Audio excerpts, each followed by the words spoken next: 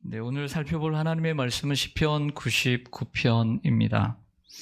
그 시편 가운데 이 90편 들어서 자주 등장하는 구절이 있습니다. 그건 뭐냐면 여호와께서 다스리신다라고 하는 이러한 구절입니다. 그래서 여호와께서 다스리신다라고 하는 이러한 표현은 시편 150편 가운데 10번 등장합니다. 시편 47편 8절, 66편 7절, 89편 9절, 93편 1절, 96편 10절, 97편 1절, 99편 1절, 103편 19절, 103편 22절, 146편 10절 이렇게 등장을 하는데요. 시편 89편에서 99편 사이에 그 절반인 5번이 여기에 모여 있어요. 그러니까 여호와께서 다스리시나니 이렇게 표현되는 성경, 또 이렇게 시작하는 성경이 많이 있다라는 거죠. 그래서 수요일날 여호와께서 다스리신다라고 하는 이런 표현에 대해서는 제가 여러 번 설교를 했던 기억이 납니다. 가까이만 좀 찾아보죠. 시편 93편 1절 한번 보시죠. 시편 93편 1절에 보면 어떻게 시작하냐면 여호와께서 다스리시니 이렇게 시작하죠. 네, 97편 보겠습니다. 97편 1절 보면 여호와께서 다스리시나니 땅은 즐거워하며 허다한 소은 기뻐할지어다. 오늘 99편 볼까요? 99편 1절 보면 여호와께서 다스리시니 만민이 떨 것이요 여호와께서 그룹 사이에 좌정하시니 땅이 흔들릴 것이로다. 어때요? 생각보다 여호와께서 다스리신다라고 시작하는 시편들이 이렇게 모여 있는 것을 알게 됩니다. 보통 이것을 좀 풀어 얘기하면 여호와의 통치, 여호와의 공의로운 통치, 선하신 통치 이렇게 얘기합니다. 저는 개인적으로 이렇게 이러한 시편을 통치 시편이다라고 말하고 싶습니다. 이렇게 시작하는 시편 속에 오늘 시편 99편이 있습니다. 그렇다면 오늘 시편 99편은 어떻게 단락을 나눌 수 있을까요? 우리 한글 개역, 오늘 개정 4판에 보면 구분이 잘 되어 있습니다. 성경을 읽다 보면 그 성경 앞구절에 동그라미가 이렇게 쳐 있는 부분이 있죠. 이게 단락의 구분인데 오늘은 그 동그라미가 4절 앞에 있고 제 성경은 그렇습니다. 그리고 6절 앞에 있어요. 여러분들도 그러신가요? 네. 그렇다고 하면 어떻게 나눠진다는 걸까요? 1절부터 몇 절까지? 그렇죠. 3절까지. 그리고 4절부터 5절까지. 그렇죠. 그리고 6절부터 9절까지. 여기에 공통점은 이렇게 단락을 나눈 것은 단락을 보통 우리가 어떻게 나누죠? 같은 내용과 같은 주제가 있을 때 단락이 되는 거죠. 분명히 이 세 단락은 서로 하나의 주제를 가지고 있지만 좀 더 다른 주제들을 각각 다루고 있기 때문에 서기관들이 이렇게 나눈 겁니다. 그런데 시기 때문에 오늘 본문은 운율이라는 게 있습니다. 그러니까 후렴, 찬송으로 얘기하면 후렴이 있어요. 네, 그걸 가르쳐 드릴게요. 모두 다 그 단락의 끝절에 있습니다. 3절을 보실까요?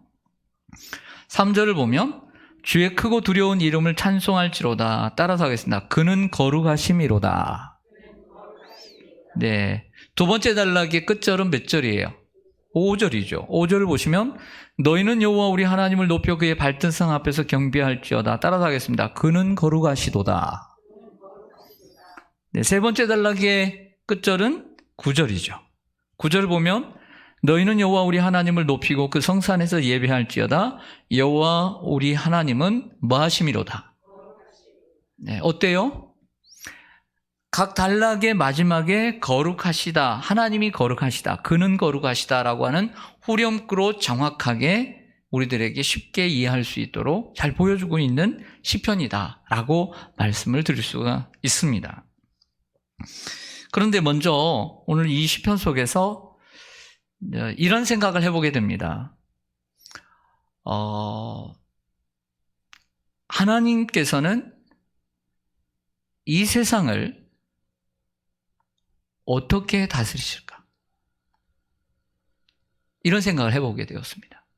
자, 이러한 생각은 분명 오늘 본문 텍스트에서 벗어나지 않는 주제여야 합니다. 제가 생각한 주제는, 질문은 하나님이 세상을 어떻게 다스리시고 계신가? 이러한 질문은 오늘 본문의 내용과는 벗어나지 않는 질문이 되어야 되죠. 그렇다고 믿어요. 그렇다고 말씀을 상고했습니다.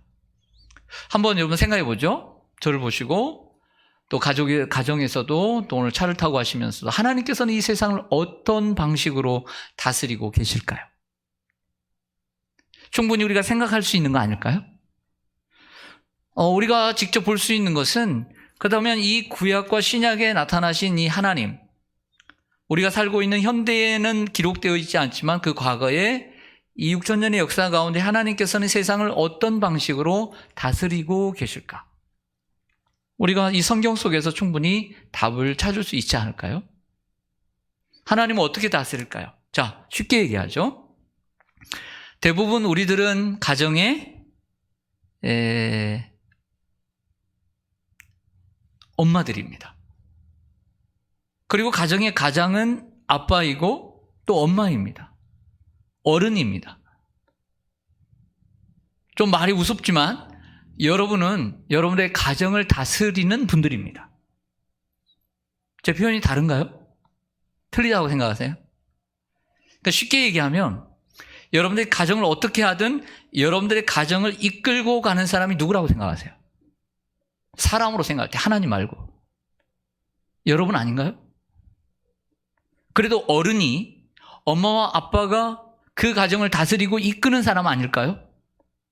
자, 그런 식으로 표현한다면 여러분들은 여러분의 가정을 어떻게 이끌고 다스리고 계십니까? 무엇으로 다스리고 계십니까? 라고 우리는 질문할 수 있는 거죠. 목사님, 저는 사랑으로만 이끌어요. 네. 저는 목소리로 이끕니다. 목소리가 얼마나 큰지 몰라요. 네. 그래서 돈이 있는 사람이 힘이 세죠. 난 돈으로 우리 확 잡습니다. 이럴 수 있죠. 아니다. 아직 예를 어리니까 어떤 남자는 얘기하겠죠. 나는 힘으로 내 가정을 이끈다. 이렇게 얘기할 수 있는 거겠죠. 마찬가지로 하나님께서는 이 온 세계 만물과 그리고 온 이 우주 만물을 무엇으로 이끄실까? 라는 생각을 해보게 되었습니다. 무엇으로 이끌까요? 오늘 본문에 의지하면 첫 번째 단락에서 얻을 수 있는 답은 하나님은 하나님의 이름으로, 이름의 권세로 이끄신다 라고 생각해요. 한번 보겠습니다. 1절부터 보시죠. 여호와께서 다스리시니 만민이 떨 것이요 여호와께서 그룹 사이에 좌정하시니 땅이 흔들릴 것이로다. 시온에 계시는 여호와는 위대하시니, 그전 성경은 광대하시니 그랬는데 위대하시고 모든 민족보다 높으시도다. 그러므로 주의 크고 두려운 무엇을, 이름을 찬송할지니라. 그는 거룩하심이로다. 아멘. 여러분, 아버지가 되면 아버지의 권위가 있습니까? 없습니까? 당신이 우리 아버지요 하면 아버지의 권위가 있는 거예요. 어머니면 어머니의 권위가 있는 거예요. 여러분, 과장이 되고 또 부장이 되고 또 상무가 되고 이사가 되고 아니 대표가 되면 그 회사의 권위가 주어져야 안 주어져요? 무엇이 그 사람을 권위와 권세를 주죠? 이름이 주는 거예요. 이름을 딱 한 번 딱 다니까 권위가 생기는 거예요. 대통령이 아닌 사람에게 대통령의 권한이 있을 수가 없는 거죠. 대통령이 딱 되니까 대통령에게는 무한한 권한이 생기는 것처럼 우리 하나님에게는 누가 지어준 이름도 아닌데요, 하나님 이름 자체에 무한한 권위와 권세가 있는 거예요. 그래서 하나님의 이름으로 세상을 다스리시는 거예요. 어떻게 생각하세요? 처음 하나님께서 자신의 이름을 언제 공포하시죠? 출애굽기 3장에 보면 모세가 장인 이드로의 양떼를 이끌고 미디안 광야에서 다니다가 호렙산에 가게 되는데 떨기 나무에 불이 붙은 걸 보고 근데 타지 않으니까 가까이 갔단 말이에요. 그래서 여기가 거룩하니 너 신을 벗어라. 그래서 이제 대화가 오고 갑니다. 미션을 주시는데, 너는 너 애굽 잘 알잖아. 애굽 바라왕에 가서 내 백성 이스라엘 백성들을 보내달라고 해라. 그랬더니 나는 말을 못하고 둔한데 어떻게 갑니까? 그리고 만약 누가 보내서 왔느냐라고 한다면 당신이 누구라고 말을 할까요? 라고 하니까 하나님께서 뭐라고 하시죠? 나는 스스로 있는 자니라. 이렇게 말씀을 하셨어요. 나는 스스로 있는 자니라. 이것이 하나님의 이름인 것이죠. I am that I am. 나는 나다라고 직역을 할 수가 있습니다. 히브리어로 보면 이렇게 되어 있습니다. 히브리어로 보면 에이에 아쉐르 에이에 이렇게 되어 있습니다. 에이에 아쉐르 에이에인데 앞에하고 뒤에는 똑같은 단어입니다. 이 히브리어의 네 단어 첫 자음, 그러니까 우리가 기역 니은이 있는 것처럼 아야어가 있는 것처럼 자음 가운데 네 단어를 모읍니다. 그래서 요드, 해, 와우, 해 이 네 개의 단어를 모아서 하나님의 이름을 만듭니다. 영어식으로는 요드의 Y, 해의 H, 그 다음에 와우의 W, 그리고 해의 H. 그래서 Y, H, W, H. 그래서 여러분들 인터넷을 검색하다 보면 여호와 이렇게 치게 되면 이 네 글자가 떠요. 이게 뭐냐면 히브리어의 자음의 첫머리를 딴 영어식입니다. 이것이 히브리어로 발음을 하니까 야훼가 되는 거예요. 그리고 영어식으로는 독일식 발음을 가져와서 이것을 여호와 이렇게 이름을 하게 된 겁니다. 그래서 하나님의 이름 여호와의 이름이 뭐냐면 스스로 있는 자라는 거예요. 누가 지어준 것도 아니라는 거예요. 영원 전부터 영원까지 스스로 계신 그 하나님의 이름이 우리를 다스리시는 거예요. 세상을 창조하신 그 창조주 하나님께서. 여러분 기억하실 거예요.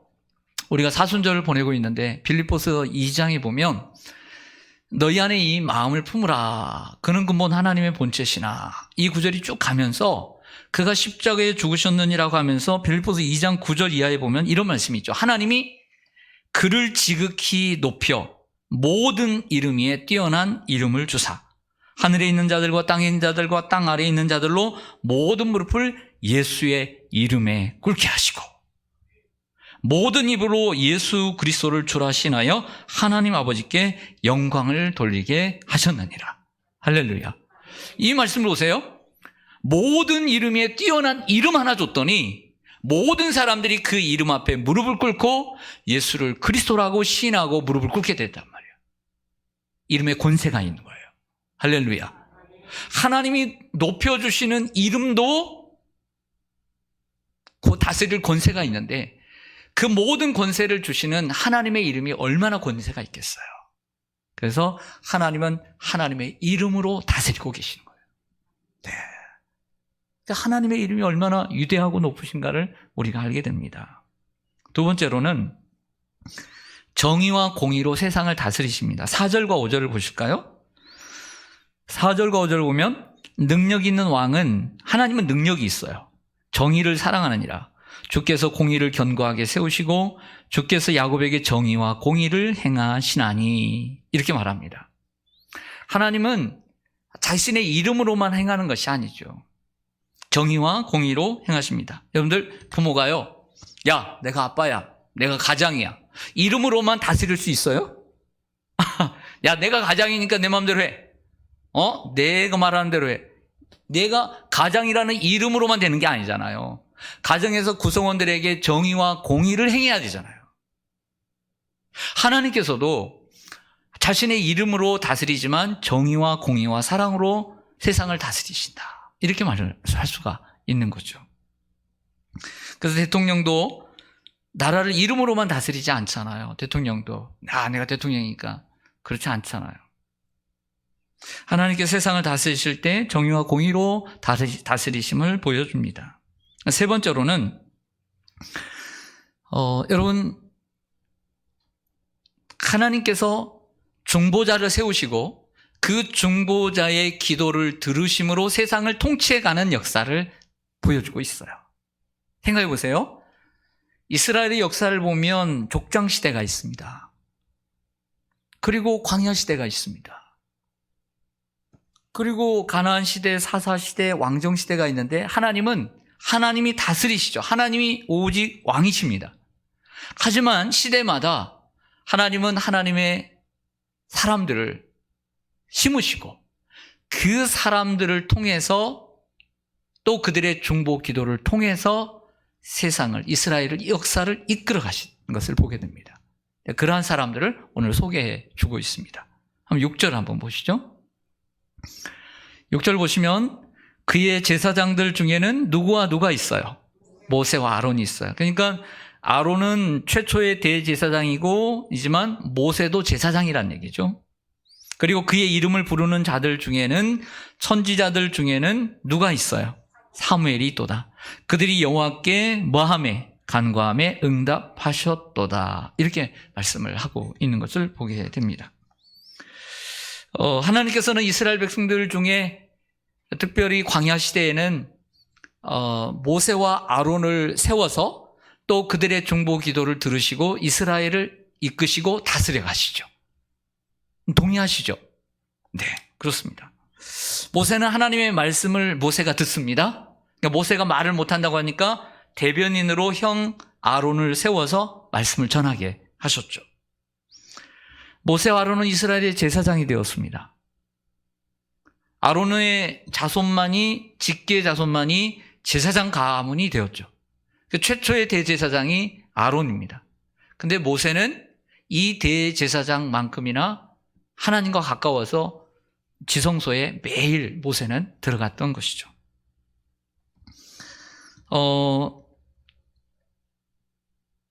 예를 들어볼게요. 모세가 이스라엘 백성들을 어떻게 보면 40년을 이끌었잖아요. 80세에서 120세까지. 그 가운데 사실은 하나님 말씀을 붙잡고 그들을 이끌어 가긴 했지만 많이 강조되는 부분이 뭐냐면 기도 아니겠어요? 제가 금요일 날인가요? 제가 설교를 함께 나눴는데 출애굽기 17장에 보면 신광야에 들어와서 르비딤이라는 곳에 갔더니 호전적인 아말렉 족속이 쳐들어왔습니다. 그때 모세는 여호수아에게 나가서 싸우라고 하고 자기는 산에 올라가 손을 들어 기도하니 이스라엘이 이기고 손이 내려오니 아말렉이 이기더라. 결국 기도로 이스라엘 백성들을 이끌어가고 있다는 것이죠. 우리가 잘 아는 출애굽기 32장, 33장, 34장의 스토리가 있습니다. 금송아지, 황금송아지 사건입니다.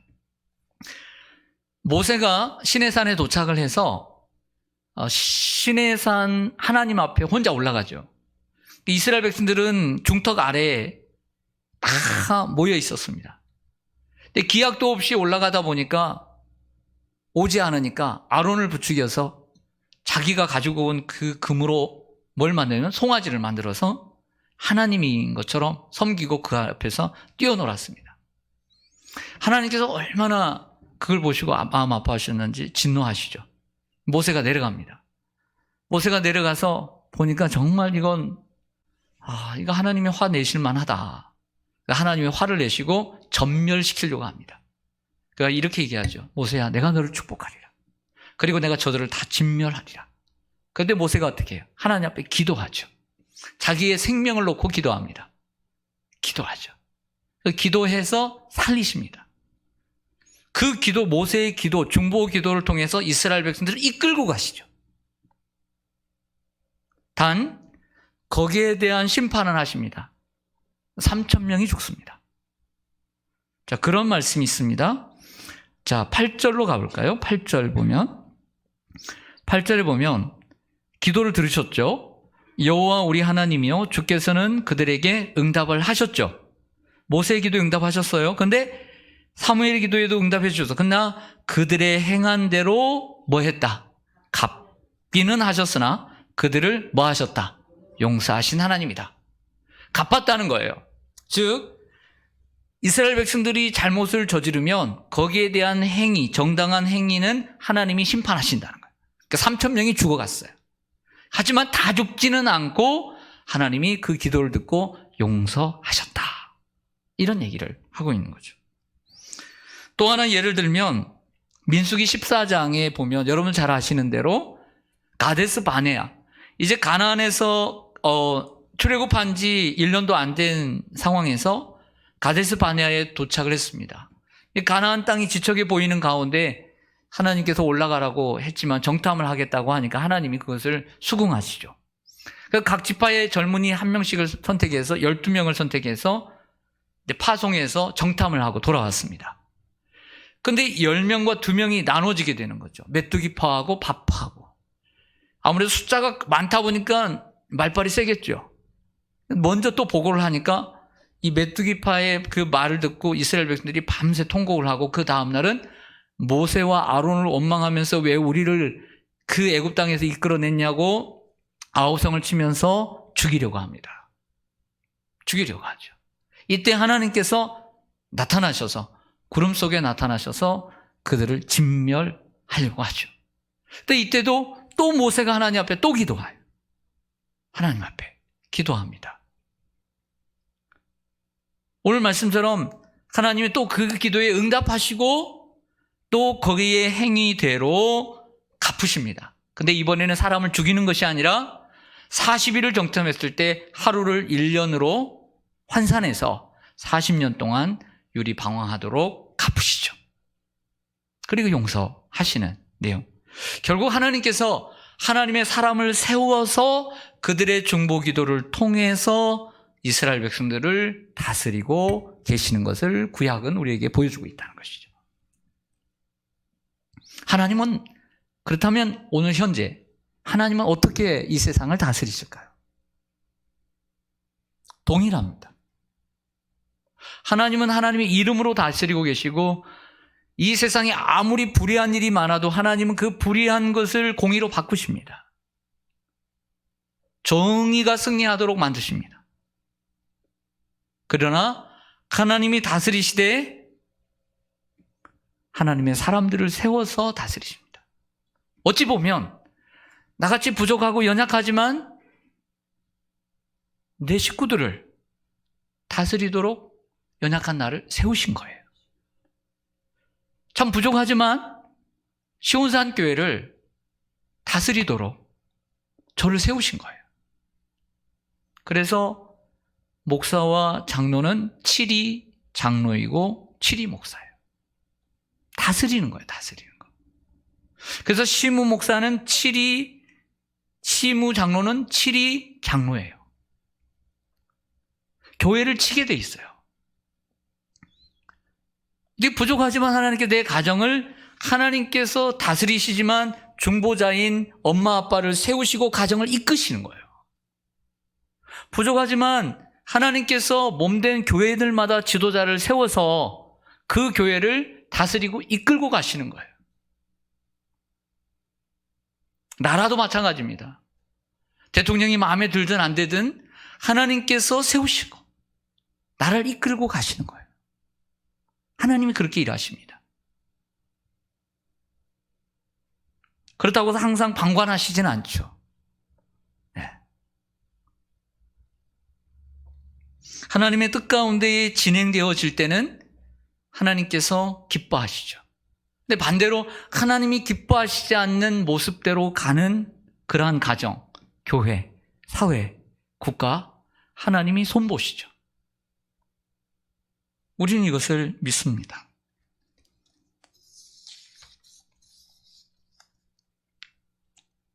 한 사람 더 소개를 합니다.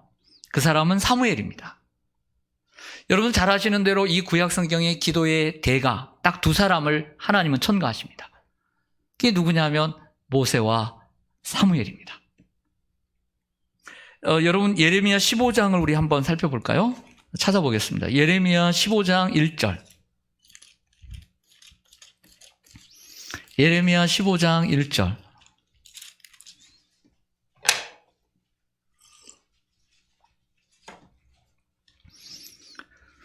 네, 제가 가지고 있는 구약 성경 1074쪽,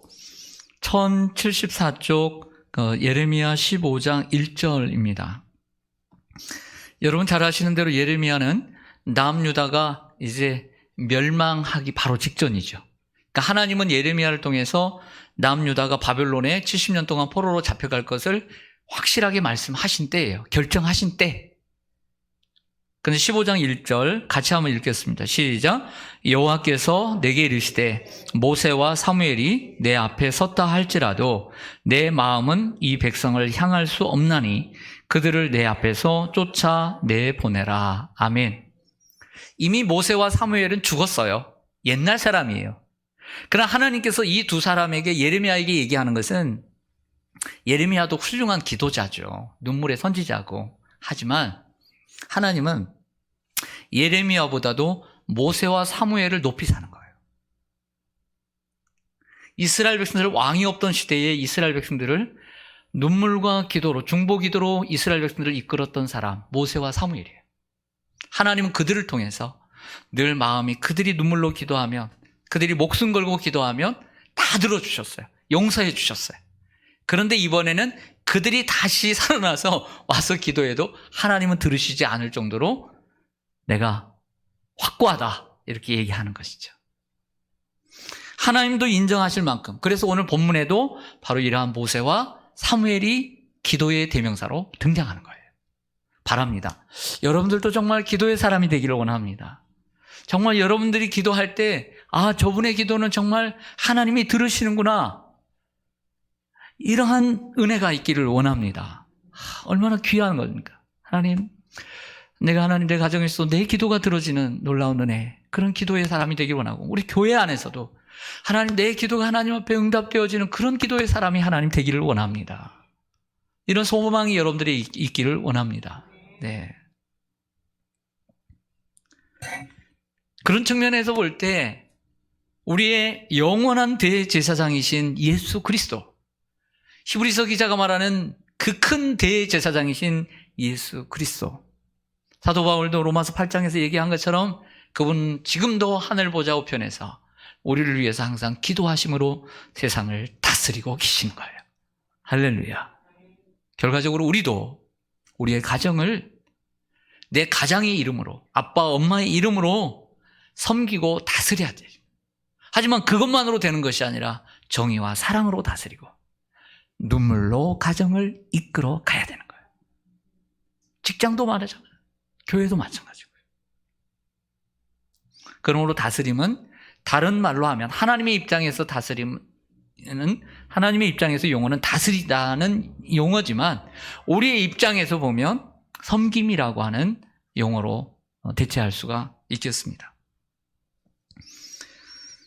오늘 기도의 제목 잠깐 다루겠습니다. 기도의 응답의 조건. 다시 본문으로 돌아가죠. 모세와 사무엘은 왜 기도의 대가가 됐고 또 기도의 응답을 잘 받을 수 있었을까요?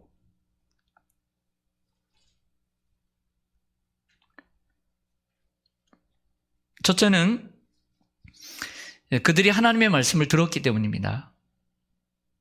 그들은 자신의 마음대로 이스라엘 백성들을 이끌고 기도한 사람이 아니라 하나님이 원하시는 방향이 무엇인지를 알고 대변했던 사람이에요.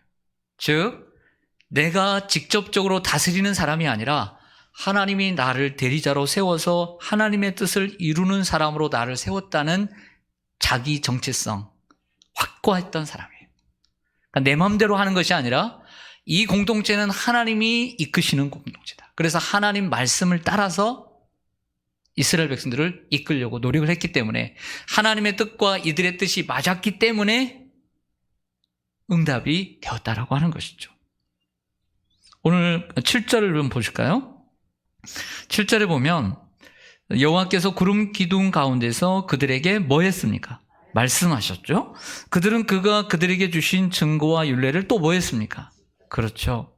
여러분, 우리가 하나님의 말씀을 마음에 둘 때 하나님께서도, 우리가 하나님의 말씀을 들을 때, 귀를 열 때 하나님께서 우리의 말에 귀를 열지 않을까요? 귀를 열지 않을까요? 나는 하나님의 말씀은 전혀 듣지도 않는데 나는 내 말만 하나님 앞에 계속 한단 말이야. 그럼 하나님 기뻐하실까요? 자녀가 엄마 아빠에게, 여러분들에게 엄마에게 구하는데 엄마의 얘기는 하나 듣지도 않고 자기 얘기만 하고, 엄마 뜻은 생각지 않고 자기 뜻만 얘기하고 해주고 싶습니까? 근데 보니까 그 마음이 내 마음이고 그 뜻이 내 뜻이라고 한다면 엄마 아빠가 얼마나 기뻐하겠어요. 뭐든지 다 해주고 싶죠. 왜? 생각이 맞는데, 뜻이 맞는데. 우리도 하나님 앞에 구할 때 내 뜻대로 구하는 것이 아니라 하나님의 뜻대로 구할 때 하나님은 들으시는 줄 믿습니다. 요한복음 15장 7절에 포도나무 비유에서 유명한 말씀이 있죠. 너희가 내 안에 거하고 내 말이 너희 안에 거하면 무엇이든지 원하는 대로 구하라. 그리하면 주시리라. 예수님이 약속하시는데 어떤 약속을 했냐면 너희가 내 안에 거하고 내 말이 너희 안에 거할 때 내가 기도에 응답해 주겠다 라고 말씀을 하고 있는 것입니다. 우리는 먼저 하나님의 음성을 들어야 하고 또 말씀을 마음속에 두고 순종해야 합니다. 그럴 때 하나님께서 우리의 기도를 들으시죠. 그리고 우리는 그 말씀을 붙잡고 기도해야 될 줄로 믿습니다. 말씀을 붙잡고 기도해야 돼요. 마지막으로 두 번째는 기도의 목적이 올바라야 합니다. 여러분들 기도의 목적이 무엇이죠? 기도의 목적이 무엇이세요? 자, 기도의 종류 말고 기도의 수많은 종류가 있는데 기도의 목적이 무엇이에요? 그런데 모세와 사무엘은 기도의 목적이 하나님이 기뻐하시는 거였어요. 그게 뭐냐면 하나님을 영화롭게 하는 거예요. 우리가 먹고 마시고 우리가 입고 살아가는 목적이 하나님께 영광이라고 한다면 우리의 기도도 기도의 목적도 하나님께 영광이어야 되는 거예요. 할렐루야.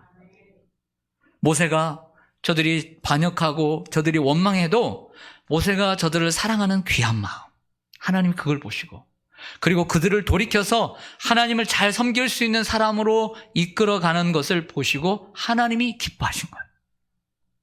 그래서 저들을 위해서만이 아니라 저들을 사랑하는 마음이 그들을 돌이켜서 기도를 통해서 저들이 하나님을 영화롭게 해드리는 삶을 살도록 하는 것이 기도의 목적이었다는 거죠.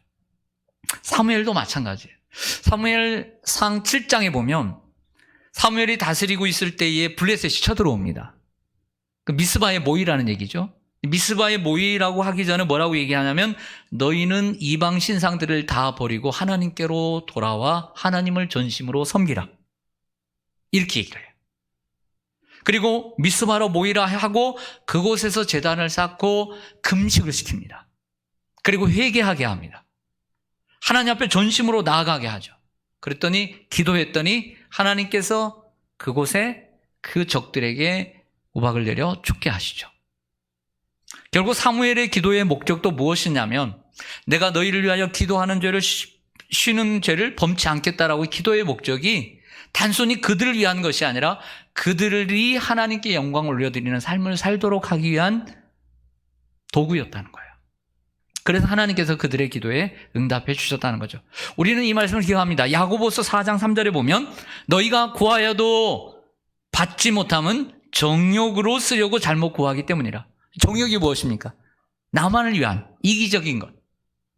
우리가 하나님 앞에 기도에도 응답받지 못하는 것. 정욕으로 구하기 때문이라는 거죠. 반대로 얘기하면 우리가 구하여도 받을 수 있는 기도의 제목은 하나님 앞에 영광이 되어드리는 것이죠. 그러면 하나님이 그것을 기뻐하실 줄로 믿습니다. 솔로몬의 기도가 응답된 것도 그것 때문이 아닐까요? 그래서 하나님께서 나중에 말씀하시죠. 내가 너를 위하여 부하 장수를 구하지 아니하고 백성들을 다스릴 지혜를 구하였으니 내 마음에 맞았다. 기뻐하시잖아요. 정욕으로 쓰려고 구하는 것이 아니라 참으로 바른 목적을 위해서 쓰려고 하니까 하나님이 응답해 주시는 거다라고 말할 수가 있습니다. 사랑하는 성도 여러분, 그래서 우리가 올바른 기도를 통하여서도 충분히 하나님을 영화롭게 해드릴 수 있고 우리의 기도의 사역이 우리의 공동체를 섬기고 또 다스리며 이끌어가는 중요한 하나님께서 주신 선물인 줄로 믿습니다. 그래서 우리가 기도로 교회를 섬기고 그리고 가정도 기도로 섬기고 이 민족도 기도로 섬겨야 돼요. 이것이 하나님께서 주신 큰 특권인 줄로 믿습니다. 아멘. 기도하겠습니다.